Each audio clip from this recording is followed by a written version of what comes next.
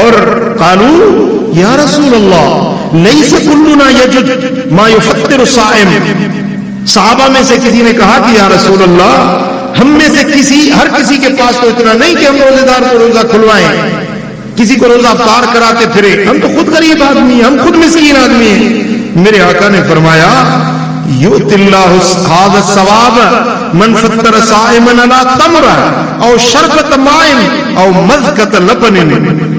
میں یہ نہیں کہتا کہ تم مرغیاں پکا کے بریانی پکا کے روزے دار کا روزہ افطار کراؤ، میں یہ کہتا ہوں کہ پانی کے ایک گھونٹ پر،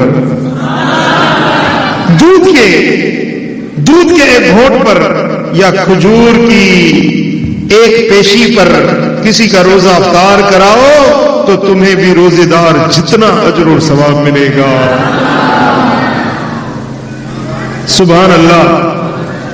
اب آپ اہتمام کرنا ہے، آپ نے اپنے گاؤں میں راستہ میں بتاتا ہوں، کام آپ نے کرنا ہے۔ جی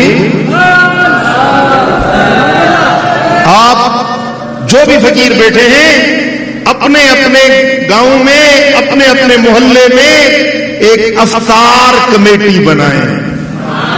کیا بنائیں گے؟ افطار کمیٹی بنائیں، افطار کمیٹی بنائیں۔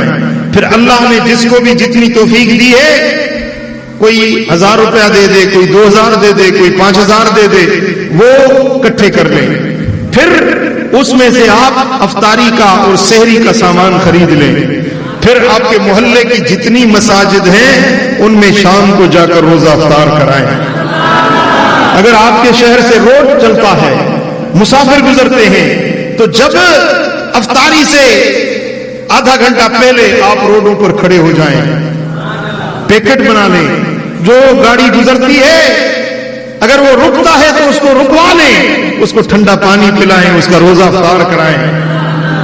اگر وہ رکتا نہیں تو وہ پیکٹ اور ٹھنڈا پانی اس کو دے دیں تاکہ وہ اٹھائے چلا جائے، جہاں بھی اس کو اذان ملے گی روزہ افطار کرتا جائے گا، یہ اجر تمہارے دفتر میں لکھا جائے گا۔ صرف اپنے پیٹ کی پوجا مت کرو، روزہ رکھانے اور روزہ افطار کرانے والے بن جاؤ۔